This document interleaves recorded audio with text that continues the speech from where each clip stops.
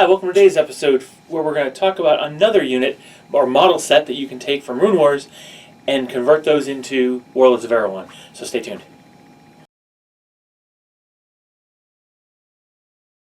Okay, so welcome to the studio again. Today we're going to talk about, I think it's pronounced Maegan.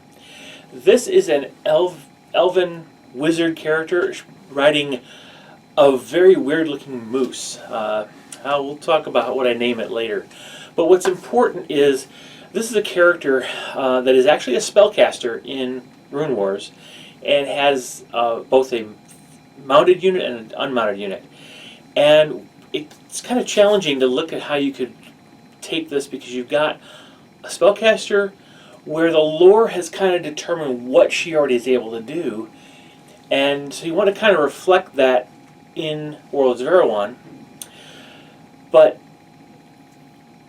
you kind of, let me put it this way. I went with the idea of this is a named character.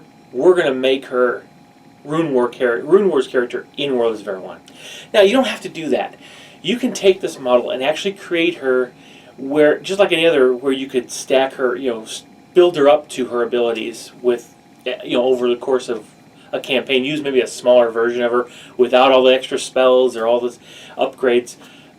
That's where you can take what I'm about to present here and take it one more level and kind of scale it back. That's something we haven't looked at before. So I'm going to show you today how I took the two models from Rune Wars and created the two unit entries for my Warlords of Erehwon game. In the process, you can see how I went about adding the things together to come up with what you see. All you need to do is kind of follow along with what I did, but just stop short of where I went. So, for example, she's got several spells because I've tried to make her match what the lore had. Well, just cut a few of those spells out. You save 10 points per spell. She's got extra toughness, extra wounds. There's her, or I think, extra magic levels. Take those out. That way she's not necessarily as powerful right out of the gate. That way you can use just the single character for one of your lower level wizards. So let's dive in, take a look at the table, and let's talk through the models. Now, these are really two cool looking models. Both of them just have a lot of character to them. And we're going to treat them kind of the same way we treated Phelan last week. We're going to have a model here that represents her, just her alone, and then we're going to use this model, and we're going to give her a pet, something to ride. But here we're going to come up with something completely different because that doesn't look like anything in the book. So let's take a look at. We're going to start with just Maegan and see what we can do with her. All right, so let's just look at Maegan herself as the unit, okay? Or sorry, not the unit, as the model. Now, what's interesting is, she's kind of suspended on her flowing gown bits, which is kind of interesting. You can interpret that a couple different ways, but I chose to treat that as her leaping. So that's where we're going to take it. Now, all she has is a staff. I don't see really any other weapons on her, so that's what she's got. She's got her staff. And I think that's about where we can start. So let's go ahead and take a look at the stat line. All right, there she is. Now, being that she's a mage, she has obviously a magic level. She starts with the way I've created her.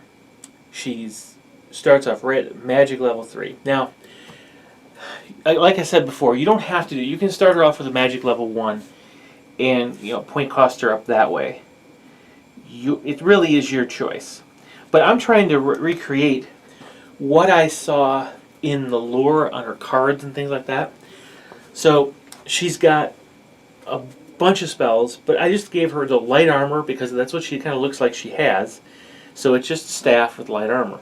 Not a whole lot to her. She's got basic Elven stats for mages straight across the board. There's nothing special about her stats. Except now the one thing is different between her and a regular Elven mage in that she does get light armor. And that's because of the various leather pieces she's wearing. I figure even though the regular elves don't get to wear armor, she will get to.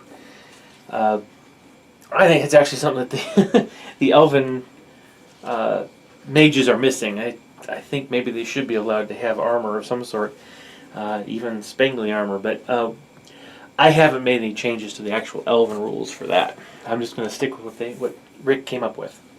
Alright, so you can see she's the only... I kind of put her command a little bit lower.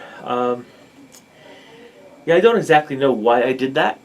Maybe because she's already going to be an expensive way to start with a mage. Yeah, she's definitely going to be starting pretty expensive.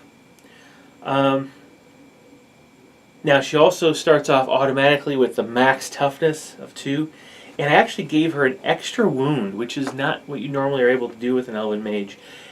Because when I look at her lore, she's kind of hard to knock out. But that's just the way I interpreted it. Again, hardy to stain, it makes perfect sense. That's a plus. That's 10 points right there. And I did not give her any other options as far as weapons or such. The key here is in her spells.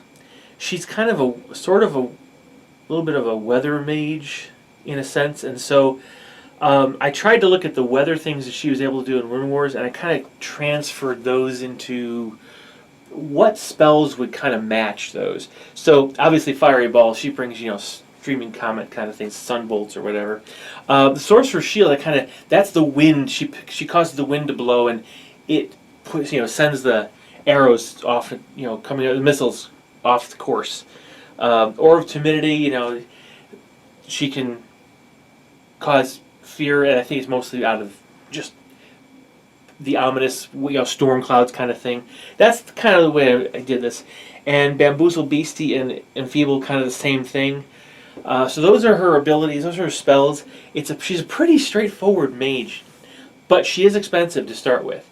Again, if you wanted to do it, maybe you scale back her wounds and toughness. Maybe go back to the base Elven mage, giving her light armor and a staff instead of a sword. You can play with it like that, make her a little less expensive, and that way you can use the model without making it actually Maegan herself.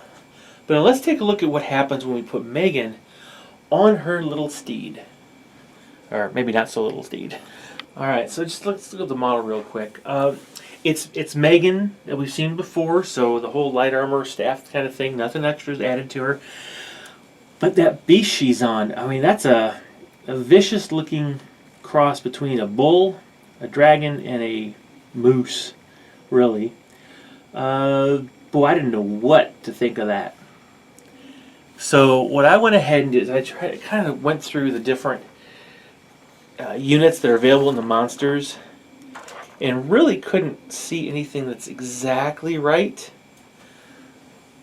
So I kind of came up with my own stat line, and we'll see if I can kind of convey what I was thinking in the process. Let's take a look at stat line. All right, now go ahead and start laughing. I called this thing a Dracomoose. Okay, it is a vicious looking thing. So I couldn't come up. I'm not good at naming things. I was lucky to come up with a name for my sons. It's just that's the way it is. But let's take a look at let's start with Maegan, since we have that. It's exactly the same as it was previously. So again, you can do the same thing. If you scaled out your Maegan character to be a little less powerful, a little fewer spells, a little of magic ability, it's just translate it right to this same. Take what you had there, put it in this unit entry. Now, just like with Phelan, you add a monster unit to him. So here we've got a couple things. You're not going to use, obviously, her agility, and there really is no reason to use her res yet until she's on foot. And of course, the initiative and command don't really matter for the beast until at all. She's always use hers. Now, I think the reason I gave her an 8 command is when I look at the lore, uh, she didn't sound like a very.